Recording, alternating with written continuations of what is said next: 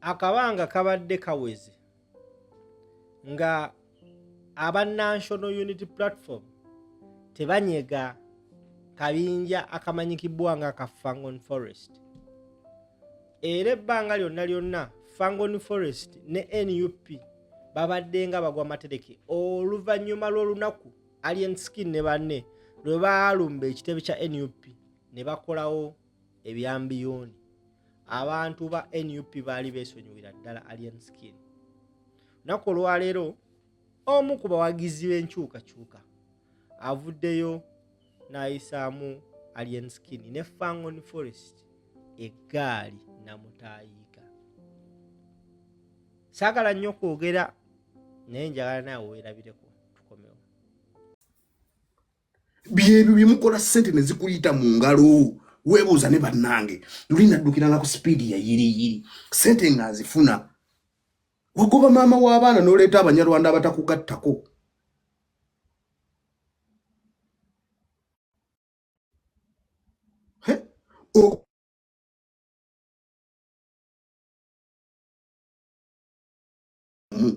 Kivuuka ggooli kidongo.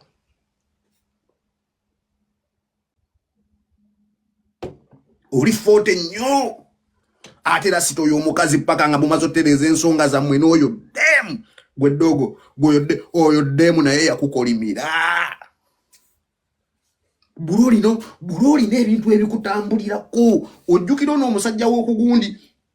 omusajja w'ensambya gwe baakuba tteke ku ddwaliro oyo naye kyali naye yakukolimira.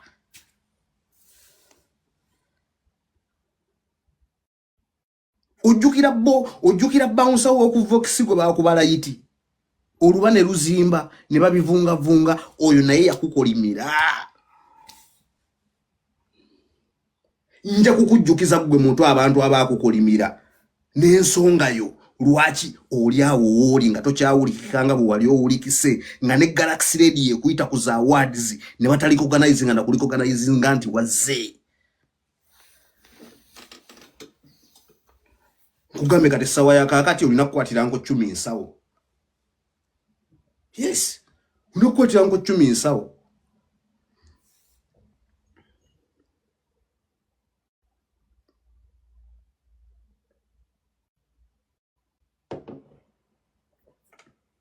Olina kukwatira nko 10 nsawo.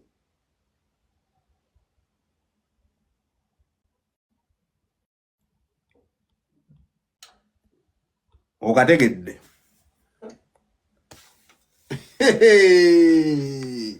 Amikodi Governor Esile chocolate boya.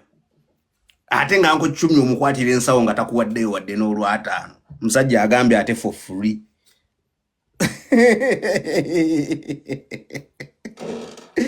Nkugambye gwe kivubuka gwe nkugambye nze nafuuka owakabi nga tonnalowooza nti n'omuntu asobola okufuuka owakabi. Kati gwe muto olina okuwa bakulu bo respect nkubuulira ekyakusuula bantu abaakuwaana oli wakabi buli muntu omuddamu nga bw'oyagala abantu obazoleya okuba abantu. Social media yesobola okusigalawo nga bw'okola ekintu baseka naye okyafuna ssente ze wali ofuna kitegeeza pawa yo ebeekendedde. Yes. Sina kyenkwagaza. Nakugamba ekintu kimu wayokya sokotereza ensonga zo ne Bobi Wine. Oyitereza ensonga zo ne Bobi Wine. Nange ndi kusonyiwa. Ne bona abo tutulereza ensonga zo na Bobi Wine. Nze nakugoba. Ate nze sigoba nenziza bayungwe. Avana es neberera Bungereza. Mbira Bungereza ndi muna Uganda. Uganda sina bbanja lye nalekayo. Uganda teri amanja. Kati uvanga ku muntu ng'abeera Bungereza alina empapula z'e Bungereza. Uganda teri amubanja obo ngamba ki? Nze Uganda teri amanja. Uri omuntu okuba e Bulaaya nenga ne Uganda aleka yaba mubanja. Ebbanja terivunda. terivunda era mbabuulira mmwe bandi ku kyeyo nga waleke Uganda bakubanja bwegalo kudde Uganda soko sasula amabanja g'abantu omuntu wa Uganda soko kusirikira ngo oli ku kyeyo nalowooza mbu ebintu yabyerabira ne lwogenda okudda yajja kubanja ssente zojja kutya kati so njala kubuulira muvubuka ettaka lyeweeyagalirako eriye Uganda terya mmanja jakulowooza mbuze eno ndi kulooni Bungereza terya mmanja ne Uganda terya mmanja Spanky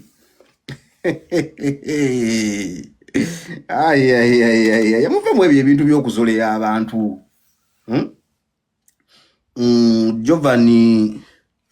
Giovanni onyize olw'okuba njogera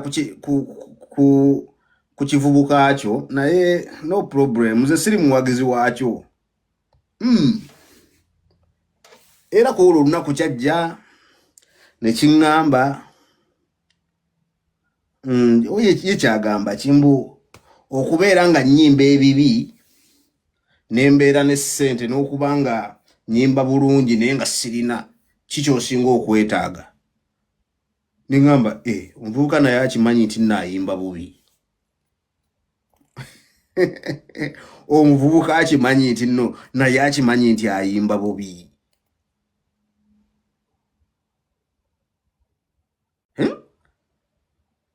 nze nakugamba ne kugamba nti Brad ennyimba gy'oyimbamu tosobola kutulendingira myaka 5 ng'okyalina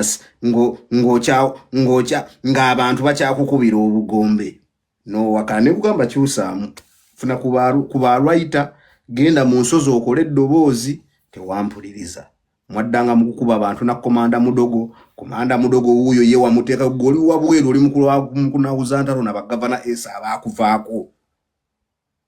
nfu ky'okugenda ku makya ky'okulwana okulaba ng'ojjayo omwana gwe bassaako omusango gwa mmada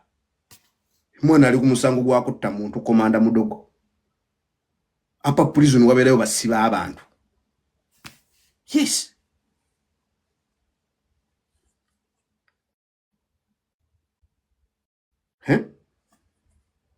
waliwo agamba is at the level of sitting with the president of Uganda byonna byali mu kukola naffe twabikolako taina kyakoze kyesikolangako ibi byonna ali mu history byonna twabikolako taina office gyatuuse mu Uganda nga sigituukangamu kyova oli nakiwulira nga kiŋŋamba mbojja kudda e Uganda tujja kulaba bro situna kyoyinza kunkolera ku ttaka lya bujajja ekyo nkikubuulira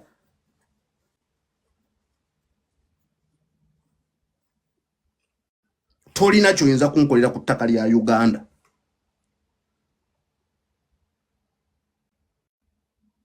ebyo bitiisi bano baddoogo Palaso yajja n'akutulira ewu wali omukoze eki muve mu bintu by'okusiriwaza nze siri komanda mudogo nze siri coach Clement okitegedde nze siri komanda mudogo siri coach Clement tulaba mukuba abantu mwe bawamba mwe bafala nzunne bano neekubira gwe fala anti mba ngenda kukutunza gwe fala n'akataka kakeegundi kano keuzimbyeko ennyumba ekutuddemu ekulemye okumaliriza nga kutunza lasita anti ng'omusango gukwetuddemu lasa tukubanga mugagga ebyo mbikube abaavu bro anti bakanso nange mbayimbula gugenda kuba abantu nga weesikulidde gavumenti mbu olwokuba bulo bakanso mbayingula tukubanga mugagga ku babaavu ba Clement bakanso mbayimbula omaliriza obuyumba omaliriza ekiyumba ekyakoma mu musingi okitunze bro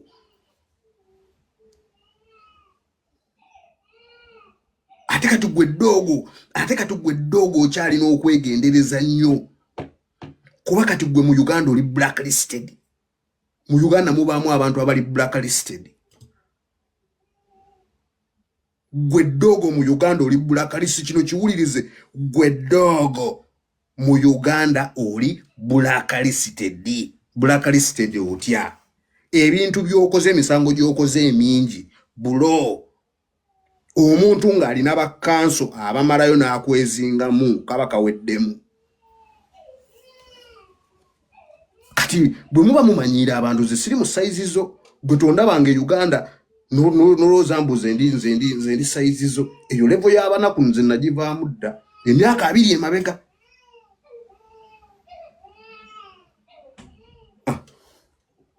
okitegedde okategedde gwe dogo angomero da series nkutumidde nnyo muganda wange nkwagala nnyo mero deni maka tuwangala naye wanebungezo zitekisanyusanga bachali bange betwaberanga nabe Bulaya abasinga tulina wo wano Bungereza twaberanga mu Scandinavia eyo nitwavayo fe tuli wano Bungereza twatuukinga twa upgrading alwekyo kibayita upgrade twa upgrade ka tuli wano kutaka lya Queen noza tujja kera lumuntu sale olumu fenafuna tuyingira America orumanyi ffe andi ffe twasala okusulumba paka lwe tulifa gwe bova mu nsi yo n'otambula ffe ne bammero twasalawo andi gwe tuzigire mu America ndi waliwo akalimu akatusasula ssente ezisingako wano nga n'empapula za America ozituula bo batetujje mmero tetugenda ffe twasalawo okusulumba twave Uganda goza lwaki mwe mugula ebiyumba ffe tetubigula ffe sente tuzisawa ffe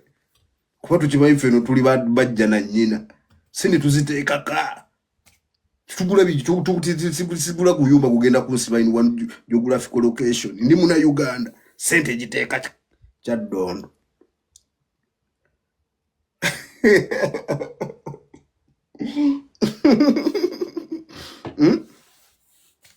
onalewo mwami Morris tetube fere tuli mu wanu jokolo gwe tukubire simu ze ne mmero tugambe nti oli n'akalimu awe Canada kasasula sente bweziti tubalebale muze tufuna wano nga ntono tukubiseemu nga twawula bweziti tukusalekaawo assa wange empapulo ozituwa tetufaka tufuba emyaka ejaffe tekikyanoonya mpapula emyaka ejaffe tekikyanoonya mpapula emyaka ejaffe tulina kusenguka nga tusengusenga baagundi skilled workers nzijange empapula bweziri awo ku mmeeza sisasula bintu byakunoonya mpapula mpapula nina zimmala nina za Queen okitegeera saa kummanyiira nze tubyali eni skin ebyo tonnyumiza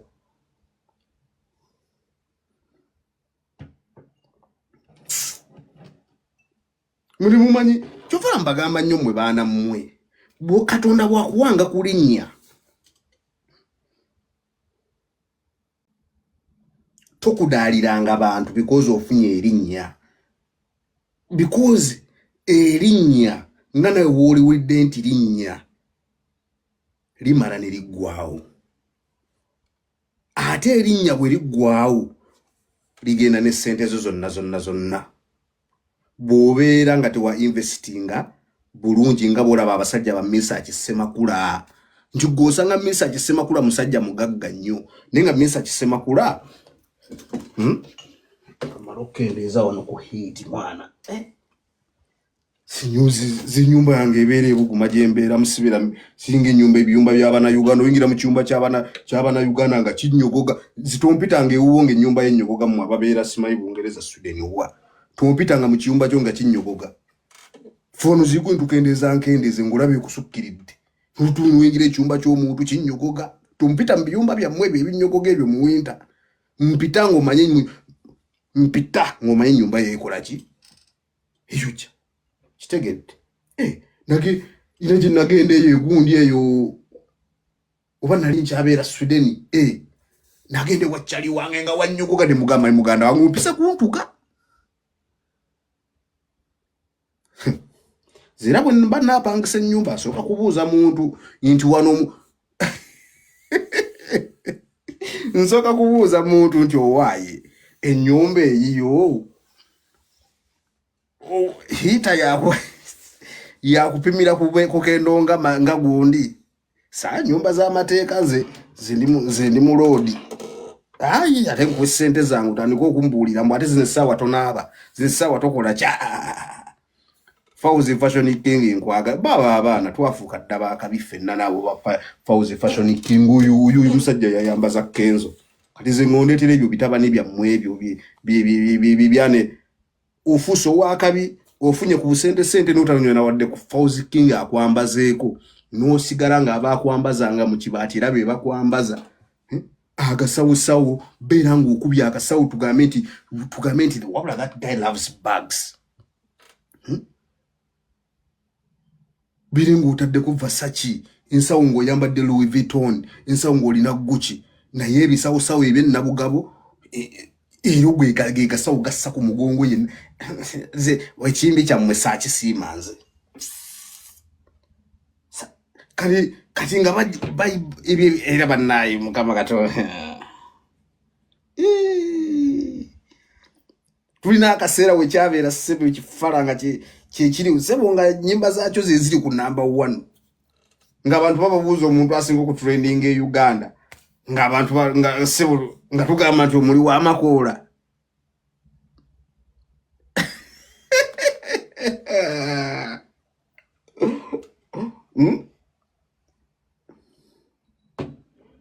tugamba nti omuli w'amakoola Jaira ngutumidde nnyo muganda wange olina ka video kenkyukakyuka Jaira